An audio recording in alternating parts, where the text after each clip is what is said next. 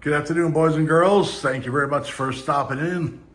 Appreciate you. A lot of people have asked me what I do for a living. This is a house that I'm working on right at the moment. The house itself, I've done quite a bit of work here. The house itself, I believe, was built. I know it's 100 years old, or a little over 100 years old. For some reason, the build date of 1906 is coming into mind. I can't say 100% for sure that's right.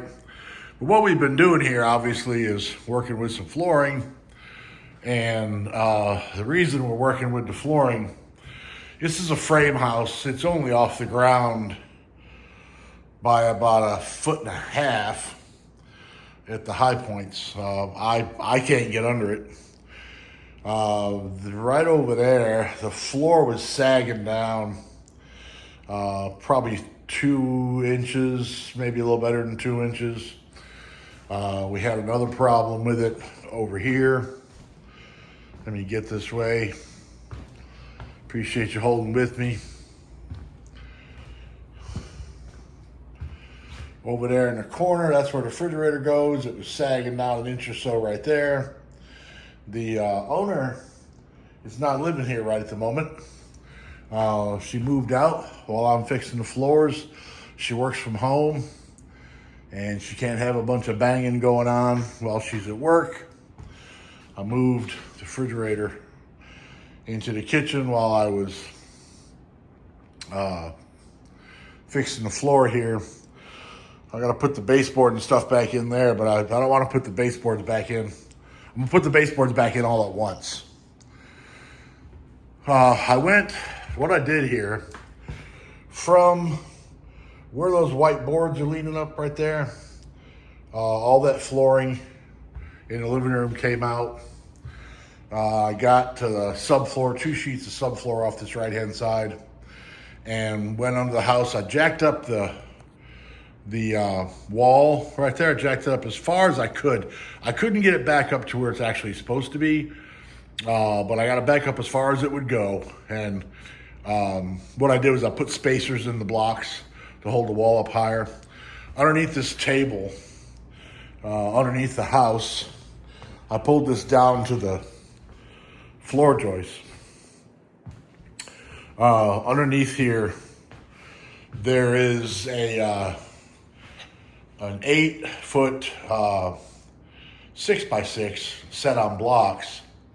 And what I did was I put the 6x6 underneath the floor joist to help take some of the weight off the wall.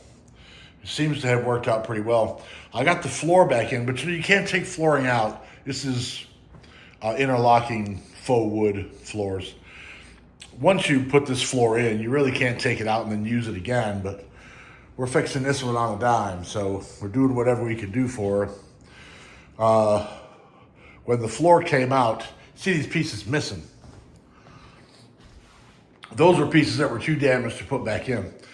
So what I'm gonna do here today is I'm gonna take some of this floor out and I'm gonna transfer it up to here, and I'm gonna see how far down we can get this floor to go even across the room.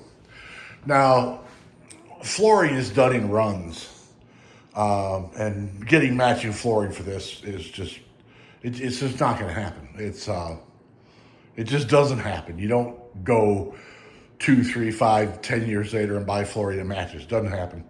So what we're going to do is we're going to put a black and white tile floor in wherever the wood floor doesn't fit. After I do that, I'll put the baseboards and stuff back in. Back there by the where the refrigerator was, I got up under the house and set a couple. I didn't get up under the house. I took the floor up and did it from the top because I can't get under the house. And I set a couple of blocks and replaced one of the joists to get it back up over there. That's the bathroom over there where that little rug is sitting.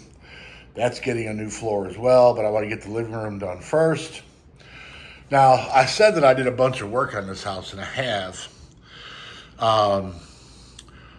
When she bought this place, the only electricity in the kitchen was the light over the sink. There were no outlets, no switches. There was a pull cord on the light. Oh, I lied. There was a receptacle with a pull cord behind the light on the sink. So I took the cabinets down, all these cabinets, I took all these down, opened up the wall, which is all shiplap. Opened up the wall, I disconnected, the breaker panel's full, but they had a 50 amp 220 breaker that ran to a building outside. So I took that out, I put in a 15 and a 20, and I ran the 15 amp out to the, left that in the building outside, left that wired to the building outside, and I ran a dedicated line, because a microwave is supposed to be on a dedicated line. So I ran a dedicated line out to the, up to the microwave, and then put a switch in right there for this ceiling fan right here. And there's a switch for the light over the sink. If you can see down there where that receptacle is, where the refrigerator is plugged in, there's a light switch there for the light over the sink, and there's a receptacle there. And got her, going the best we could. The house actually belongs to the owner of the house, is my stepdaughter. So we've done quite a bit of work over here. That front door I put in, or my crew. I used to have crews. I had a bunch of guys working for me. I had 4 trucks on the road. Had a bunch of crews working for me, and came over here and put that in for her. We put a metal roof on the house. She did all the painting. Anyhow, while I'm here, this is Sunday. I guess it's probably midday by now, but when you work for yourself, you work every day. So I figured I'd come over here today and at least get this floor moved around so that I can figure out how much tile we're going to need to put the landing by the front door, and try to get her back home. She's been living at our house for a while, and I've been working on this place forever in between other jobs. So it's taken a long time. But it's her house. She'd rather live here than live at our house, I'm sure. So I got to get her back in here. Anyhow, thought you might find that interesting. Problems or questions, let me know. Thank you so much. Please comment, subscribe, and hit the notification bell, and everybody be happy. Thanks. Now I got to figure out how to stop it.